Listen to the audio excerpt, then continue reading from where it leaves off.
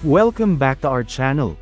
Sa episode natin ngayon, pag-uusapan natin ang isang napakahalagang update tungkol sa Philippine Navy. Kinumpirma na ng ating mga opisyal na nananatili pa rin sa bansa ang makapangyarihang US-made Nemesis o Navy Marine Expeditionary Ship Interdiction System. Ano nga ba ang ibig sabihin nito para sa ating national defense? At may posibilidad ba na bumili na rin tayo ng ganitong sistema sa hinaharap? Alamin natin ang buong kwento. Pero bago tayo magsimula, tandaan natin na ang matatag na Pilipinas ay hindi lang nabubuo sa lakas militar, kundi sa maayos na pamahalaan, paglaban sa korupsyon, pagtanggi sa political fanaticism, at paglaban sa maling impormasyon. Unahin muna natin, ano nga ba ang Nemesis? Ang Nemesis, or Navy Marine Expeditionary Ship Interdiction System, ay isang highly mobile at land-based coastal defense missile system galing sa United States. Ang gamit nito, simple lang pero powerful para pabagsakin ang mga barkong pandigma ng kalaban mula sa kalupaan. Ginagamit ng Nemesis ang Naval Strike Missile, na may kakayahang tumama sa surface ships mula sa layo na humigit kumulang 100 nautical miles, o mga 185 kilometers. Isipin nyo, kahit hindi pa nakalapit sa ating baybayin ng barko ng kalaban, pwede na agad itong targetin at pasabugin mula sa lupa. Bukod dito, highly mobile din ang system, nakasakay ito sa unmanned vehicle na base sa JLTV platform, kaya pwede itong ilipat-lipat kung saan mas kailangan. Nitong Martes, kinumpirma mismo ng Philippine Navy, sa pamamagitan ni Captain John Percy Alcos, na ang Nemesis ay nasa Pilipinas pa rin at ginagamit ng Philippine Marine Corps para sa training purposes. Ginamit ito bilang bahagi ng joint military drills kasama ang US, gaya ng Balikatan 2025 mula April 21 hanggang May 9, at ang Kamandag exercises mula May 26 hanggang June 6. Pero, take note, ayon kay Captain Alcos, hindi pinaputok ang Nemesis sa mga nasabing exercises. Gayunpaman, napakinabangan daw ng husto ang training sessions, dahil nasanay ang ating Marines kung paano gamitin ang ganitong klase ng modernong armas, at paano makipag-operate ng sabay sa US forces. Bakit nga ba napakahalaga ng Nemesis? Ayon ulit kay Captain Alcos, ang Nemesis ay extremely helpful kung sakaling may planong amphibious assault o landing laban sa Pilipinas. Ibig sabihin, kung may bansa o grupo na magtangkang lumapag ng puwersa sa ating teritoryo, lalo na sa mga island provinces natin sa West Philippine Sea, malaking tulong ang ganitong klase ng anti-ship weapon para harangin sila mula sa kalayuan pa lang. Bukod dito, sinabi rin ni Alcos na ang presensya ng Nemesis ay isang strong deterrent o panakot sa sinumang gustong magsagawa ng ilegal, mapanlinlang, o agresibong aksyon laban sa Pilipinas. Ibig sabihin, kung alam ng mga kalaban na meron tayong access sa ganitong high-tech weapon, magdadalawang isip sila bago gumawa ng masama. Natural na tanong ng marami, bibili na rin ba ito ng Pilipinas? Ang sagot, posibleng oo. Ayon kay Captain Alcos, isa sa mga gustong i-prioritize ng Philippine Navy ay ang pagkakaroon ng long-range missile systems o rocket systems.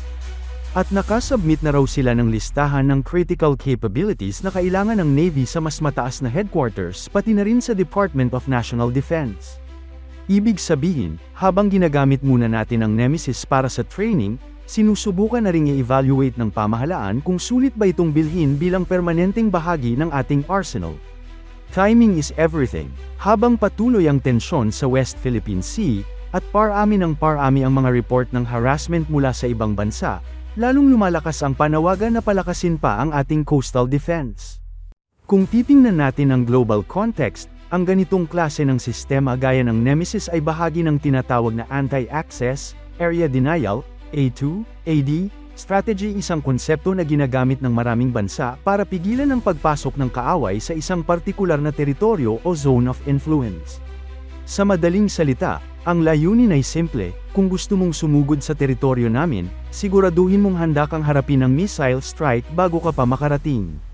Sa isang bansang archipelagic gaya ng Pilipinas, na may mahigit 7,000 islands at napakalawak na coastline, sobrang mahalaga ng ganitong kakayahan. At kung ikukumpara natin, maraming bansa sa Asia Pacific tulad ng Japan, South Korea, at Taiwan ay may sarili na ring coastal defense missile systems. Ang pagkakaroon ng Nemesis, kahit pansamantala pa lang, ay hindi lang training opportunity, ito ay preview ng future capabilities na pwedeng isama sa long-term defense planning ng Pilipinas. Bukod sa defense application, ang pag-deploy ng Nemesis sa bansa ay may diplomatic and psychological impact rin. Sa paningin ng international community, malinaw ang mensahe, seryoso ang Pilipinas sa pagpapalakas ng depensa at committed sa mga defense partnerships nito. Lalo na sa US ipinapakita rin ito na may growing capability tayo na makisabay sa combined operations kasama ang mga modernong militar sa mundo. Sa larangan naman ng teknolohiya, malaking tulong ito sa ating mga sundalo dahil natututo sila kung paano mag-operate ng cutting-edge systems. Hindi lang ito tungkol sa pagpapaputok ng missiles, natututo rin sila ng command and control, targeting protocols, logistics support, at mobile deployment strategies. Kapag tuloy-tuloy ang ganitong exposure, mas lumalawak ang kaalaman at kakayahan ng ating mga tropa. Kaya kung tutuusin, kahit training equipment pa lang ito sa ngayon, ang long-term value ng Nemesis presence sa Pilipinas ay malawak mula sa military learning, regional signaling, hanggang sa eventual capability development ng AFP.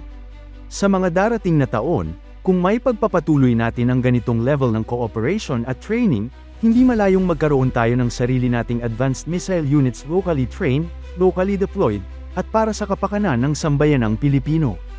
Hindi na sapat ang simpleng mga patrol boat, kailangan natin ng precision strike capability na kayang magdepensa ng malalayong isla kahit walang barko sa paligid.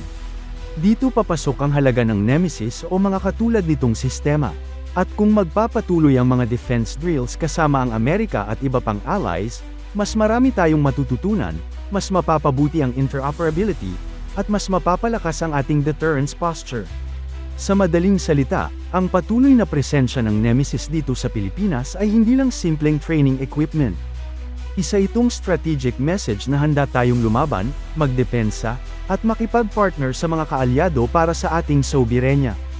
Kung magiging matagumpay ang training ng ating mga Marines gamit ang Nemesis, hindi malayong maisama ito sa mga bibiliin ng AFP sa ilalim ng Re-Horizon 3 modernization phase.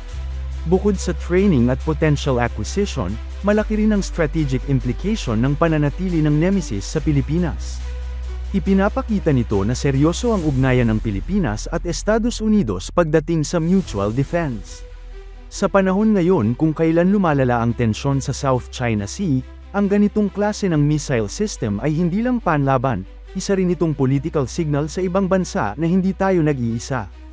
Ang presence ng Nemesis ay nagbibigay ng panibagong layer ng security sa mga maritime choke points sa paligid ng Pilipinas, gaya ng Bashi Channel sa norte, at mga critical sea lanes sa kanluran. Ibig sabihin, hindi lang ito tungkol sa training, kundi bahagi ng mas malawak na diskarte para protektahan ang ating maritime territory. Sa bawat hakbang na to, unti-unti nating binubuo ang isang mas credible at mas modernong armed forces. Kayo, anong masasabi nyo? Dapat ba natin bilhin ang Nemesis? O may mas angkop bang missile system para sa atin? E-comment nyo sa baba ang inyong opinion, at huwag kalimutang mag-like, share, at subscribe para sa iba pang updates tungkol sa ating national defense.